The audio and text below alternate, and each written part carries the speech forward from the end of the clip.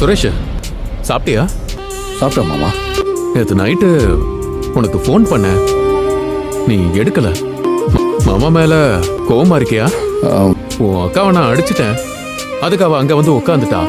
அதுக்காக வருத்தம் இருக்கதானே செய்யும். நான் வேணும்லாம் செய்யலடா. உனக்கு இன்ஸ்பெக்டரா ப்ரமோஷன் கிடைச்சா எப்படி இருக்கும்? நிஜமாவா சொல்றீங்க? நிஜமாதான்டா. அது ஐஜி ஆபீஸுக்கு வேற ஒரு விஷயமா போயிருந்த, உன்னை பத்தி விசாரிச்சுட்டு இருந்தாங்கடா. எனக்கு தெரிஞ்சு இன்னும் ஒரு வருஷத்துக்குள்ள உனக்கு இன்ஸ்பெக்டரா ப்ரமோஷன் கிடைச்சிடும். நான் சப் இன்ஸ்பெக்டர் ஆவேன்னு நினைக்கல. அதுக்கே நீங்க தான் காரணம். இப்போ நான் இன்ஸ்பெக்டர் ஆக போறேன்னு சொல்றீங்க. நான் கனவுல கூட நினைக்காத விஷயத்த நடத்த போறேன்னு சொல்றீங்க.